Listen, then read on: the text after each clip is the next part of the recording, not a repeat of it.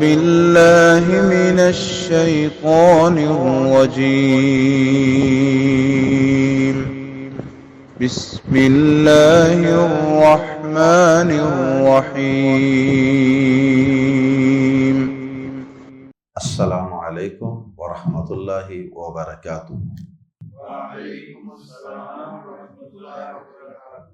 سورۃ الرعد آیت نمبر 17 سے 19۔ انزل من السماء ماء فسالت اودیۃ بقدرها فاحتمل السیل زبدا رابیا وَمِمَّا يُوقِدُونَ عَلَيْهِ فِي النَّارِ ابْتِغَاءَ حِلْيَةٍ أَوْ مَتَاعٍ زَبَدٌ مِثْلُهُ كَذَلِكَ يَضْرِبُ اللَّهُ الْحَقَّ وَالْبَاطِلَ فَأَمَّا الزَّبَدُ فَيَذْهَبُ جُفَاءً وَأَمَّا مَا يَنْفَعُ النَّاسَ فَيَمْكُثُ فِي الْأَرْضِ كَذَلِكَ يَضْرِبُ اللَّهُ الْأَمْثَالَ لِلَّذِينَ اسْتَجَابُوا لِرَبِّهِمُ الْحُسْنَى وَالَّذِينَ لَمْ يَسْتَجِيبُوا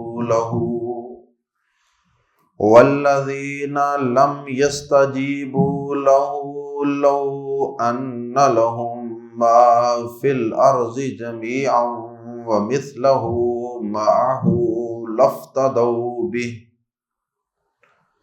أُولَئِكَ لَهُمْ سُوءُ الْحِسَابِ وَمَأْوَاهُمْ جَهَنَّمُ وَبِئْسَ الْمِهَادُ أَفَمَن يَعْلَمُ أَنَّمَا أُنزِلَ إِلَيْكَ مِن رَّبِّكَ الْحَقُّ كَمَنْ هُوَ أَعْمَىٰ إِنَّمَا يَتَذَكَّرُ أُولُو الْأَلْبَابِ۔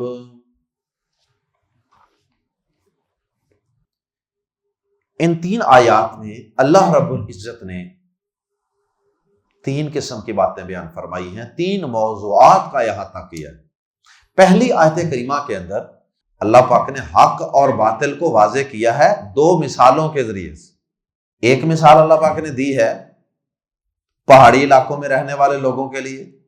اس مثال کی ان کو زیادہ سمجھ آئے گی، اور ایک جو عام میدانی علاقوں میں رہتے ہیں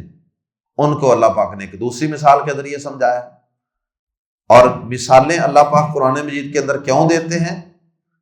اللہ پاک اس لیے دیتے ہیں تاکہ لوگ سمجھ جائیں، لوگوں کو حقیقت سمجھ میں آ جائے۔ تو اللہ پاک نے مثال دی ہے، مثال یہ ہے، پہلی مثال حق کو باطل کو واضح کرنے کے لیے، پہلی مثال ہے کہ پہاڑی علاقوں کے اندر ندیاں نالے بہتے ہیں، چشمے بہتے ہیں، بارشوں کا پانی جمع ہوتا ہے، اور اس پانی کے ساتھ کوڑا کرکٹ اور تنکے اور جاڑیاں اور اس طرح کی کئی چھوٹی موٹی چیزیں شامل ہو جاتی ہیں،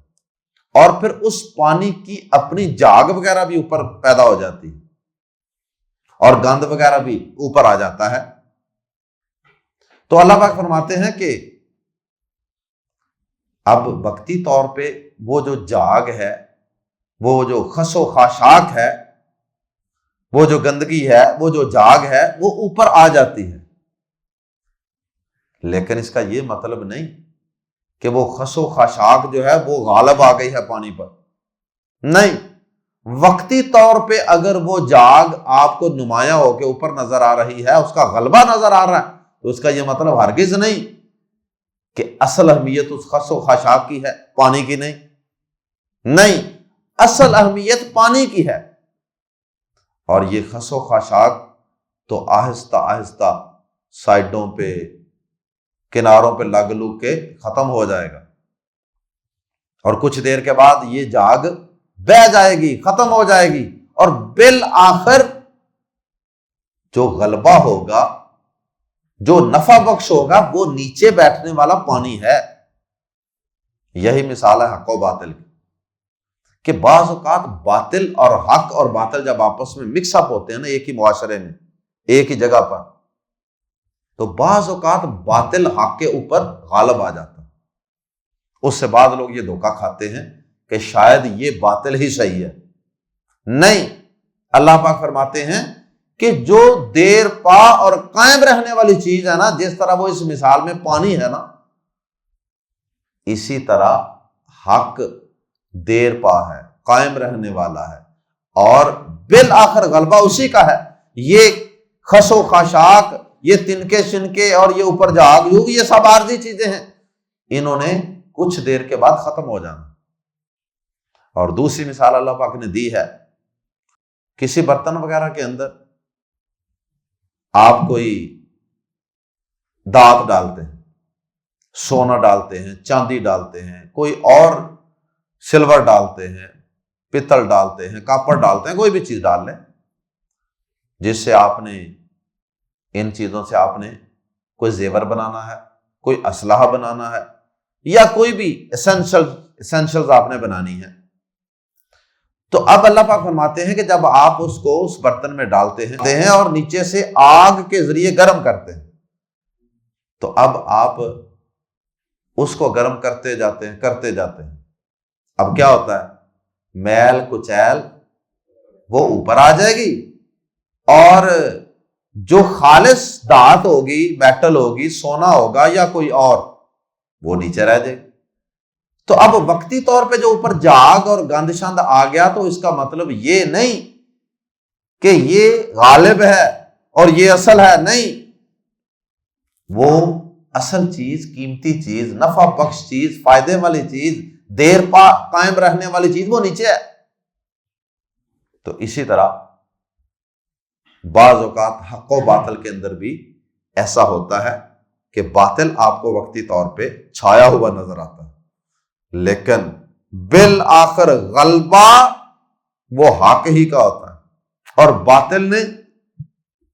نے تو مٹ جانا ہوتا ہے۔ جاء الحق وزهق الباطل، نبی صلی اللہ علیہ وسلم جب مکہ کو فتح کر کے مکہ مکرمہ میں داخل ہوئے اور اللہ کے گھر میں پڑے ہوئے بتوں کو آپ اپنی سٹک کے ساتھ، لاٹھی کے ساتھ گرا رہے تھے، اور ساتھ یہ آیت پڑھ رہے تھے، جاء الحق وزهق الباطل، آ گیا حق غالب ہو گیا، باطل مٹ گیا۔ ان الباطل کان زہوقا، باطل ہے ہی مٹنے کے لیے۔ تو ایسا ہی انشاءاللہ اس زمین کے اوپر بھی اگر ہمیں آج باطل کی، کفر کی، شرک کی چکا چوند ترقیاں اور غلبے نظر آ رہے ہیں، تو اس سے گھبرانے کی ضرورت نہیں ہے۔ یہ خس و خاشاک ہے، یہ میل کچیل ہے، یہ گندگی ہے۔ اللہ اکبر۔ آئیے قرآن مجید کے الفاظ میں پڑھتے ہیں۔ انزلہ، اس نے اتارا، من السماء، آسمان سے، ماء، کچھ پانی، فا، تو، سالت، تو بہ نکلے، اودیتن، کئی نالے، وادی کی جمع ہے اودیہ، وادیون کی جمع اودیہ۔ وادی دو پہاڑوں کے درمیان جو جگہ ہوتی ہے اسے وادی کہتے ہیں، تو اسی کے اندر سے پانی گزرتا ہے، تو ندی نالے پر بھی یہ لفظ بول دیا جاتا ہے۔ اس نے آسمان سے کچھ پانی اتارا، فسالت، تو بہ نکلے، اودیتن، کئی ندی نالے، بھی مطابق یا ساتھ، قدر، وسعت، استطاعت، ہاں اپنی، ہاں کی ضمیر لوٹ رہی ہے اودیتن کی طرف، فسالت اودیتن بقدرہا، تو کئی نالے اپنی اپنی وسعت کے مطابق بہ نکلے۔ اپنی اپنی وسعت کا مطلب ہے کہ کوئی نالا چھوٹا تھا، کوئی بڑا تھا۔ اللہ اکبر۔ فاحتمل، پس یا پھر، احتملا، اٹھا لیا، حمل اسی سے ہے، فاحتملا، فا تو احتملا، اٹھا لیا،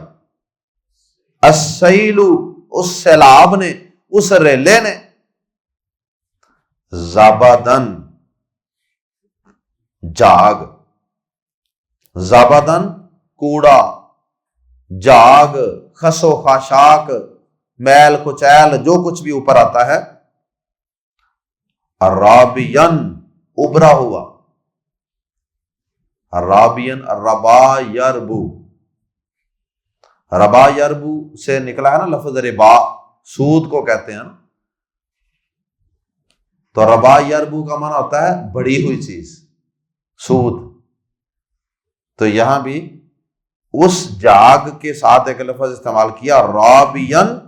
بڑا ہوا جاگ، ابھرا ہوا، وہ اتنا ہے نہیں جتنا وہ پھیلا ہوا ہے، ابھرا ہوا ہے، بڑا ہوا ہے۔ اللہ اکبر۔ تو زبدن رابیہ، رائزنگ فوم، ابھرا ہوا، ابھری ہوئی جاگ یا خسو خاشاک۔ ومما، دوسری مثال،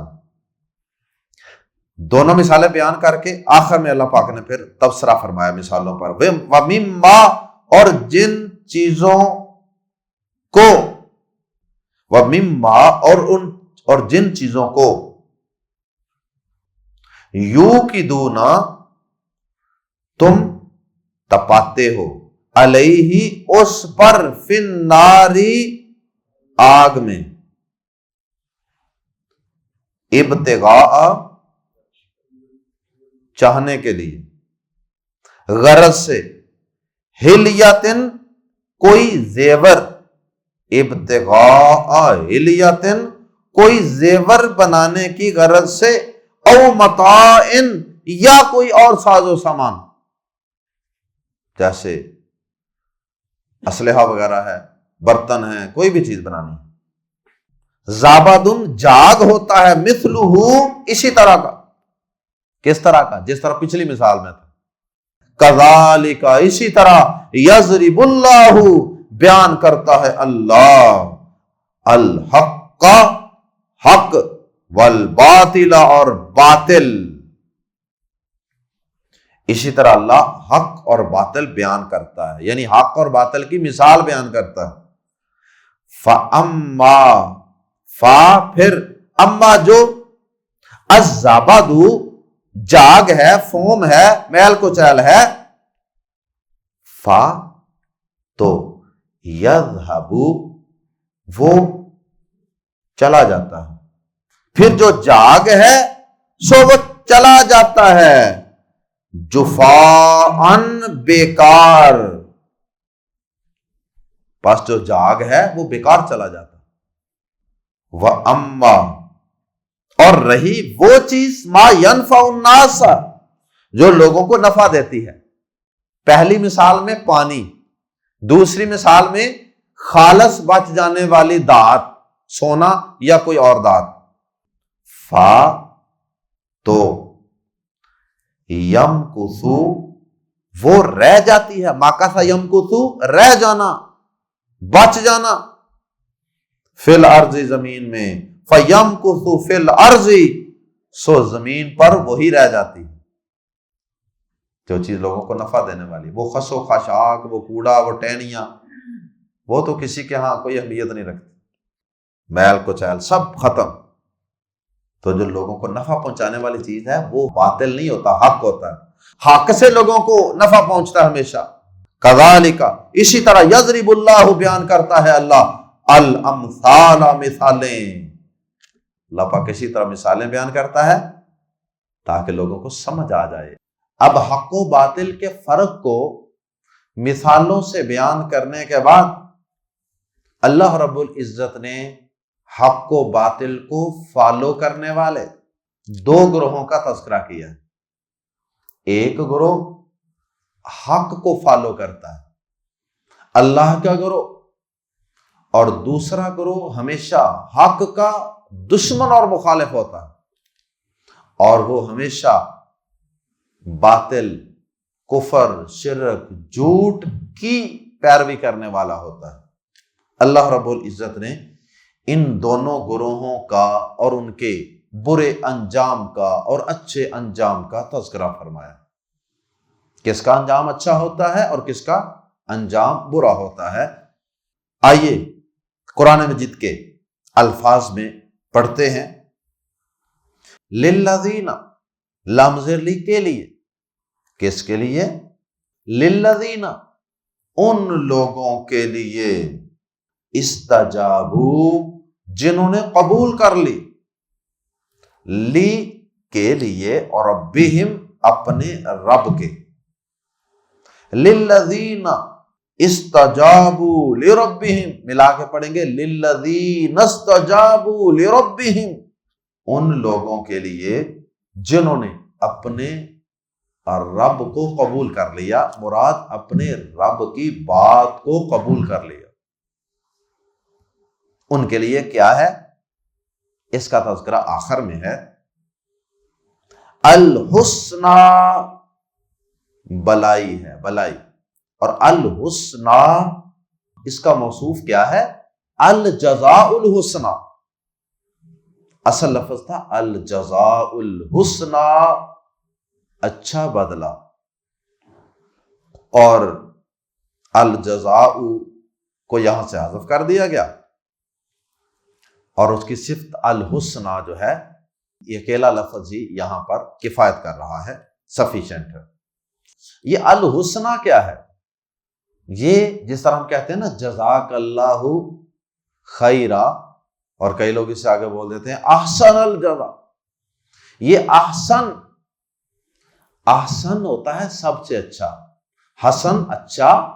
اور احسن سب سے اچھا، سپرلیٹو ڈگری۔ لیکن کوئی مذکر چیز سب سے اچھی ہو تو احسن، اردو زبان میں بھی یہ لفظ استعمال ہوتا ہے کہ نہایت احسن طریقے سے اپنی ذمہ داریاں ادا کی جا رہی ہیں۔ اور اگر کوئی مؤنث لفظ ہو عربی زبان میں تو اس کے ساتھ پھر احسن کی بجائے الحسنہ مؤنث لفظ استعمال ہوتا ہے۔ جیسے حسن سے احسن سپرلیٹو ڈگری ہے، ایسے ہی حسنتن، یہ مؤنث چیز اچھی ہو تو اس کو حسن کی بجائے حسنتن کہتے ہیں، اور پھر اس سے سپرلیٹو ڈگری الحسنہ۔ تو یہ الحسنہ لفظ کی تھوڑی سی گرامیٹیکلی میں نے وضاحت کر دی، تو ترجمہ یہ ہوگا للذین استجابوا لربہم الحسنہ، ان لوگوں کے لیے جنہوں نے اپنے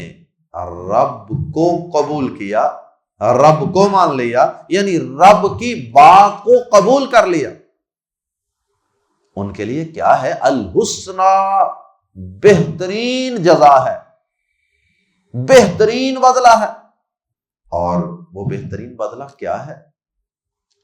ایمان والوں کے ذہن میں تو فوراً اس کا جواب آ جانا چاہیے نا کہ وہ الحسنہ، وہ سب سے اچھی جزا، وہ سب سے اچھا بدلہ، وہ اللہ کی جنت کے سوا کچھ نہیں ہو سکتا۔ تو یہ اللہ کی جنت ہے الحسنہ۔ اللہ ہمیں بھی اپنے رب کی بات قبول کرنے والے بندوں میں شامل فرمائے، اور پھر اللہ پاک ہمیں اس اچھے وصف اور خوبی کو عطا کرنے کے بعد اس کے صلے اور بدلے کے طور پہ اللہ ہمیں اس پوری کائنات کی سب سے بڑی نعمت اور وہ جنت کی نعمت ہمیں عطا فرما۔ والذین، اللہ رب العزت نے دوسرے گروہ کا بھی ساتھ تذکرہ فرما دیا۔ دوسرے گروہ کا یہ تو تھے اہل حق، اہل حق کا بدلہ سب سے بہترین جزا، اور اہل حق، حق والے، حق کو ماننے والے، حق کو قبول کرنے والے، حق پہ چلنے والے، حق کا پرچار کرنے والے، حق کا ساتھ دینے والے۔ اور دوسری طرف گروہ ہے اہل باطل کا، گمراہ لوگوں کا، جو ہمیشہ کفر کا، شرک کا، ظلم کا، شیطان کا، جہالت کا ساتھ دیتے ہیں۔ اللہم لا تجعلنا منہم۔ ایک دعا بھی یہاں اس حوالے سے میں عرض کر دینا چاہتا ہوں، ایک دعا ہے بڑی شاندار ہے، اللہم ارنا الحق حقا، اے اللہ ہمیں حق دکھا دے خوب اچھی طرح واضح کر کے، وَأَرِنَا اللہم ارنا الحق حقا وارزقنا اتباعہ، اور ہمیں اس کی پیروی کرنے کی توفیق بھی عطا فرما دے۔ بہت سے لوگ ہیں جو صحیح اور حق بات کو جانتے بھی ہیں، پہچانتے بھی ہیں، دیکھتے بھی ہیں، لیکن اس کو فالو کرنے کی، پیروی کی، ماننے کی توفیق نہیں ملتی۔ اس لیے اللہ سے دونوں باتیں مانگی جا رہی ہیں۔ دعا کا دوسرا حصہ وَأَرِنَا الْبَاطِلَ بَاطِلًا، اور ہمیں دکھا دے باطل باطلاً، تاکیدی مصدر ہے، تاکید کے لیے۔ اس کا مطلب یہ ہوگا کہ اچھی طرح، وَأَرِنَا الْبَاطِلَ بَاطِلًا، اور ہمیں باطل بھی خوب اچھی طرح واضح کر کے دکھا دے۔ وَارْزُقْنَا اجْتِنَابَهُ، اور ہمیں اس باطل سے اجتناب کرنے کی بھی توفیق عطا فرما دے۔ پتہ تو چل جائے یہ غلط ہے، لیکن اس کے باوجود بھی بہت سے لوگ باطل کا ساتھ دیتے رہتے ہیں۔ تو اللہ جب ہمیں باطل کا پتہ چل جائے نا، پھر ہم اس باطل کو فالو کرنے والے، اس کا ساتھ دینے والے، اپنا وزن اس کے پلڑے میں ڈالنے والے نہ ہوں۔ اللہ اکبر۔ اب اللہ پاک نے سب سے پہلے اہل حق کا تذکرہ کیا، اور پھر ان کی اچھی جزا اور اچھے بدلے کا تذکرہ، اور پھر ساتھ ہی اللہ پاک نے باطل اور اہل باطل کا اور ان کے برے انجام کا تذکرہ کیا۔ والذین، اور جنہوں نے یا جن لوگوں نے لم نہ یستجیبو، نہ قبول کی، لفظی معنی نہ قبول کی، مراد بات قبول نہ کی۔ والذین لم یستجیبو، اور جنہوں نے بات قبول نہ کی، لہو، اس کی، کس کی؟ لہو میں ہو ضمیر لوٹ رہی ہے، اس کا مرجع ہے، مرجع کا معنی لوٹنے کی جگہ، تو ہو، لہو میں جو ہو ضمیر ہے اس کا مرجع پیچھے جملے میں دیکھیے کون سا لفظ ہے؟ رب، رب، تو لہو سے مراد کیا ہوگا؟ اس کی، کس کی؟ اللہ کی، رب کی۔ رب تو کافروں کا بھی وہی ہے نا، چاہے کوئی مانے یا نہ مانے، اس کی مانے یا نہ مانے۔ والذین، اور جن لوگوں نے لم یستجیبو، بات قبول نہ کی، لہو، اس کی، یعنی رب کی، ان کا برا انجام یہ ہے کہ ابھی برے انجام کی بات مزید آگے چل کے اور زیادہ واضح الفاظ میں آئے گی، لیکن پہلے اللہ پاک نے ایک بڑے منفرد طریقے سے ان کا برا انجام بیان کیا۔ فرمایا کہ ان لوگوں کے لیے قیامت کے دن اتنے برے حالات ہوں گے، اتنی سختی ہوگی، اتنے پریشان کن حالات اور سچویشن ہوگی کہ یہ لوگ کیا کہیں گے؟ ان کی حالت یہ ہوگی میدان محشر میں یا جہنم میں، لو، اگر، انا، بے شک، لہم، ان کے پاس، لہم ان کے لیے یا ان کے پاس، لہم ان کے پاس ہو، ما، جو کچھ فی الارض، زمین میں ہے، جمیع، سارے کا سارا، زمین میں جتنا کچھ بھی ہے نا، جتنی بھی اللہ کی نعمتیں ہیں، وہ ساری کی ساری ان باطل والوں، کفر شرک والوں، بغاوت والوں کے پاس ہو جائے، ان کو دے دی جائے، ان ساری چیزوں کا ان کو مالک بنا دیا جائے۔ فرض کریں، فرضی بات ہے۔ اللہ فرماتے ہیں کہ قیامت والے دن ان کی حسرت کا یہ عالم ہوگا، ان کو ملنے والے عذاب کی سنگینی کا یہ عالم ہوگا کہ اگر قیامت والے دن بفرض محال فرض کریں کہ اللہ پاک ان کو کائنات کی ہر چیز کا مالک بنا دے، ساری کائنات ان کے قبضے میں دے دے، اور صرف اتنا ہی نہیں، وَمِثْلَهُ، اور اس کی مثل، مَعَهُ، اس کے ساتھ، وَمِثْلَهُ مَعَهُ، اور اس کے ساتھ اتنا کچھ اور، مطلب ڈبل کر دیا جائے، ساری نعمتوں کو، سارے مال و دولت کو، پوری کائنات کو دے کر پھر اس کو ڈبل بھی کر دیا جائے، انہیں یہ سارا کچھ دے دیا جائے،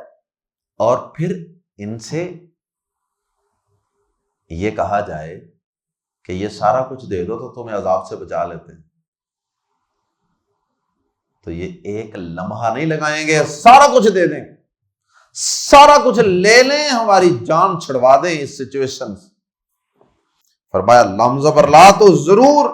افتدو، وہ فدیہ میں دے دیں، جرمانے فائن میں دے دیں، بھی اس کو،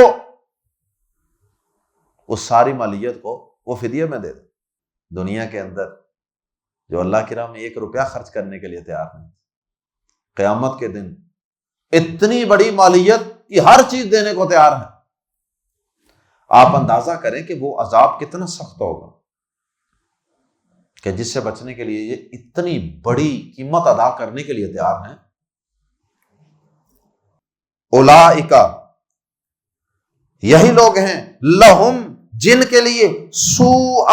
برا ہے، الحساب، حساب، یہی لوگ ہیں جن کے لیے برا حساب ہے۔ اللہ اکبر، برا حساب۔ حساب 2 قسم کا ہوگا قیامت کے دن۔ ایک حساب ہوگا حسابا یسیرا، آسان حساب، اور ایک ہوگا بڑا برا حساب، بڑی سخت قسم کی انویسٹیگیشن۔ اللہ اکبر، یہ پیشی کیسی ہوگی، یہ حساب کیسا ہوگا جس میں پوری زندگی کا حساب ہوگا، کسی ایک چیز کا حساب نہیں ہوگا، پوری زندگی کا حساب۔ تو یہ جو کافر ہیں جن پہ اللہ ناراض ہوگا، یہ جو باطل کے پلڑے میں وزن ڈالنے والے لوگ ہیں، باطل کا ساتھ دینے والے لوگ ہیں، ان کا حساب بڑا کڑا اور سخت حساب ہوگا۔ اللہم لا تجعلنا منہم۔ تو اس کے لیے اللہ پاک نے لفظ استعمال کیا ہے سوء الحساب، برا حساب۔ اور اس کے مقابلے میں ایمان والے، توحید والے، حق کا ساتھ دینے والے، اللہ سے ڈرنے والے، آخرت پہ یقین رکھنے والے، اللہ کی بات کو ماننے والے، کمیاں کوتاہیاں ہونے کے باوجود اللہ کی بات ماننے کی کوشش کرنے والے، ان کا عالم یہ ہوگا کہ ان کے لیے فَسَوْفَ يُحَاسَبُ حِسَابًا يَسِيرًا، ان کا حساب بڑا آسان ہوگا، حسابًا يَسِيرًا، حساب ان کا بھی ہوگا لیکن برائے نام پیشی۔ چلو جی، حدیث میں بھی آتا ہے کہ پیارے نبی صلی اللہ علیہ وسلم نے ایک دفعہ حضرت عائشہ رضی اللہ تعالی عنہا سے فرمایا، اے عائشہ، من حوسب عذب، جس کا حساب لے لیا گیا نا وہ پھنس گیا، وہ مارا گیا، سمجھو کہ اسے عذاب کو بھگتنا پڑے گا ہر حال میں، وہ جہنم کا حقدار سمجھو بن گیا، وہ مارا گیا، وہ پکڑا گیا۔ ام المومنین عائشہ صدیقہ طاہرہ مطہرہ رضی اللہ تعالی عنہا نے سوال کیا، اے پیارے نبی صلی اللہ علیہ وسلم، اچھا جس کا حساب لے لیا گیا وہ مارا گیا، تو قرآن مجید میں تو اللہ پاک یہ فرماتے ہیں کہ جن کا نامہ اعمال ان کے دائیں ہاتھ میں دے دیا گیا فَسَوْفَ يُحَاسَبُ حِسَابًا يَسِيرًا، تو ان کا حساب بڑا آسان ہوگا۔ دائیں ہاتھ میں نامہ اعمال مل رہا ہے اور ان کا حساب بڑا آسان ہو رہا ہے۔ آپ فرماتے ہیں کہ جس کا بھی حساب ہوا وہ مارا گیا۔ تو یہ دونوں باتوں میں کوئی تطبیق کیا ہے مجھے سمجھ نہیں آ رہی، دونوں باتیں بظاہر الٹ لگ رہی ہیں۔ آپ نے فرمایا عائشہ، وہ جو دائیں ہاتھ میں جن کو نامہ اعمال ملے گا نا، ان کا جو حساب یسیرا ہونے کا تذکرہ ہے نا قرآن میں، انما ذالک العرض، یہ صرف پیشی ہوگی، پیشی برائے نام، اسی کو اللہ پاک نے حساب یسیرا کہہ دیا ہے، بہت آسان حساب، وہ حساب نہ ہونے کے برابر۔ لیکن جو شخص تفصیلی حساب میں پھنس گیا، اللہ پاک نے کہہ دیا بتا یہ کیوں کیا، بتا یہ کیوں نہ کیا، میں نے حکم دیا تھا تو نے کیوں نہ کیا، تو پھر اس کے پاس جواب نہیں ہوگا، پھنس جائے گا، مارا جائے گا۔ اللہم لا تجعلنا منہم، اللہم حاسبنا حسابا یسیرا، اے اللہ ہمارا حساب آسان فرما دے۔ یہ دعا بھی اچھی دعا ہے، اس کو یاد کر لیجیے، اللہم حاسبنا حسابا یسیرا، اللہ ہمارا حساب بہت آسان فرما دے، ہمارا حساب حسابا یسیرا بنا دے۔ اور اس کا مطلب دوسرے لفظوں میں یہی ہے، یا اللہ ہمیں بغیر حساب جنت میں داخل فرما دے۔ یہ برائے نام پیشی یہ سمجھے کہ یہ ایسے ہی ہے جیسے حساب ہوا ہی نہیں، یہی مطلب ہے بغیر حساب کا۔ اللہ اکبر۔ فرمایا اولئک لہم سوء الحساب، باطل والوں کا تذکرہ، یہی لوگ ہیں جن کے لیے برا حساب ہے، سخت حساب ہے، ومأوا، اور ٹھکانہ ہے، ہم ان کا، مأوا ٹھکانہ، ہم ان کا، جہنم جہنم ہے، اور ان کا ٹھکانہ جہنم ہے۔ اللہم لا تجعلنا منہم، وبئس، اور وہ بہت برا ہے، المہاد، ٹھکانہ، گود، بچھونا، اور وہ بہت برا بچھونا ہے۔ مہد اور مہاد کا معنی ہوتا ہے بچے کو لٹانے کے لیے، بٹھانے کے لیے جو جگہ بنائی جاتی ہے نا، اس کو مہد یا مہاد کہتے ہیں۔ اور یہ کام گود سے بھی لیا جاتا ہے، یہ کام کسی چلونگی سے بھی لیا جا سکتا، یہ کام کسی پنگوڑے سے، جھولے سے بھی لیا جا سکتا۔ تو یہ بچے کے آرام کرنے کی جگہ ہوتی ہے اصل میں، وہاں پہ بچہ پھر آرام کرتا ہے، سو جاتا ہے، ریسٹ کے لیے۔ اللہ محفوظ فرمائے، یہ جو کافر ہیں، اہل باطل ہیں، گمراہ لوگ ہیں، ان کی وہ آرام گاہ، ان کی وہ گود، ان کا وہ بچھونا، وہ کس چیز کا ہوگا؟ آگ کا۔ وبئس المہاد، اور وہ بہت برا بچھونا، اور وہ بہت بری گود ہے، اور وہ بہت بری آرام گاہ ہے۔ اللہ اکبر۔ تیسری اور آخری آیت میں اللہ پاک نے فرمایا، کافر اور مومن کی مثال بیان فرمائی، یعنی ان دونوں گروہوں کے متعلق اللہ پاک نے ہمیں ایک انفارمیشن دی، معلومات دی ہیں، اور وہ کیا ہیں؟ دونوں کا فرق بیان کیا ہے، اور وہ یہ ہے کہ جو شخص رب کی نشانیوں کو دیکھ کر، اور بطور خاص یہ رب کی طرف سے اترنے والی یہ کتاب، یہ بھی بہت بڑی نشانی ہے، بہت بڑا معجزہ ہے، اس کو دیکھ کر جو شخص پہچان لیتا ہے کہ واقعی یہ رب کا کلام ہے، جو اس کائنات کو، سورج چاند ستارے، خوشبوئیں، ہوائیں، بادل، دن رات، اس سارا نظام دیکھ کر جو شخص پہچان لیتا ہے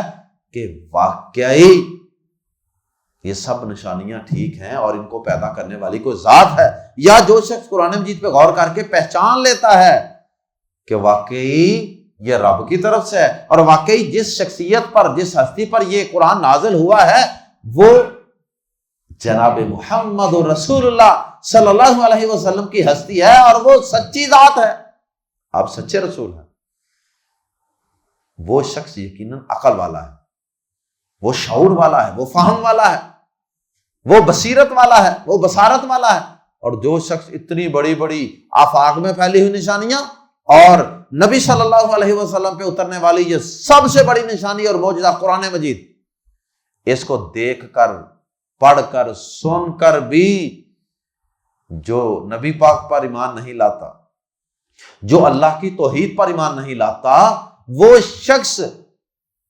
بے عقلہ ہے، بے وقوف ہے، جاہل ہے، وہ شخص اندھا ہے، اندھا، اس کی کوئی بینائی نہیں، نہ بیرونی بینائی ہے نہ اندرونی بینائی۔ یہ اللہ پاک نے دونوں گروہوں کا فرق بیان کیا ہے، گویا کہ خلاصہ یہ ہے کہ جو نشانیوں کو دیکھ کر ایمان لے آتا ہے وہ مومن ہے، عقل والا ہے، اور جو ان نشانیوں کو اور اس قرآن کو پڑھ کر دیکھ کر ایمان نہیں لاتا وہ شخص اندھا ہے، اندھا۔ آئیے قرآن مجید کے الفاظ میں پڑھتے ہیں، آفا تو کیا،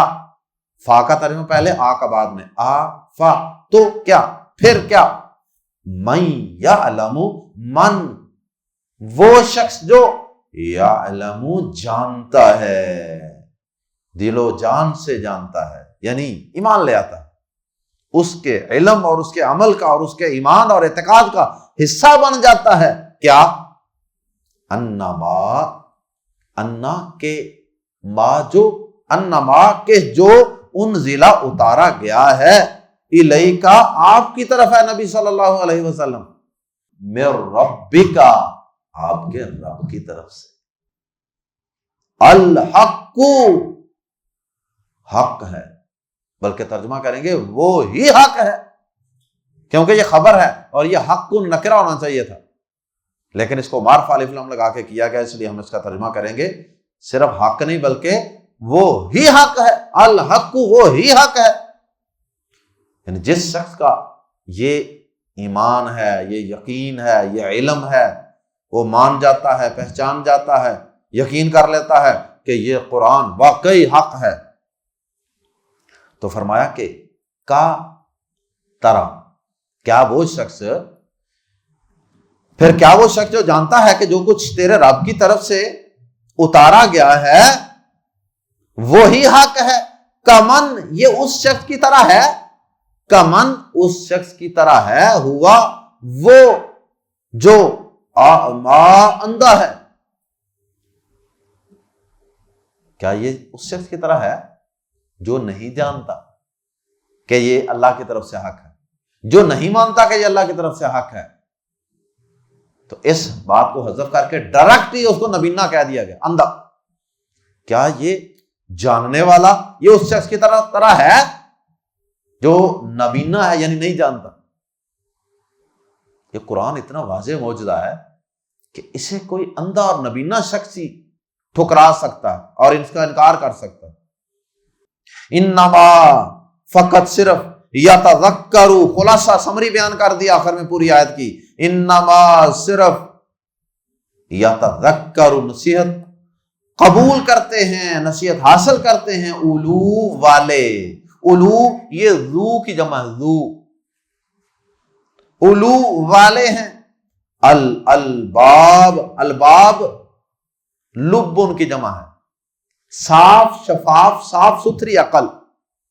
تو الباب عقلوں، اولو الالباب عقلوں والے، انما یتذکر اولو الالباب نصیحت تو صرف عقلوں والے قبول کرتے ہیں، جن کو عقل ہے وہ نصیحت قبول کر لیتے، اور جو نصیحت قبول نہیں کرتے، اچھی بات کو قبول نہیں کرتے، چاہے وہ اچھی بات اللہ تعالیٰ بیان کر رہے ہیں، چاہے اس کے نبی بیان کر رہے ہیں، چاہے اللہ کے نبی صلی اللہ علیہ وسلم کا کوئی وارث کوئی عالم بیان کر رہا ہے، اگر اس اچھی بات کو میں یا آپ یا کوئی بھی شخص قبول نہیں کرتا تو اس سے بڑا احمق، بے وقوف اور جاہل نہیں ہے،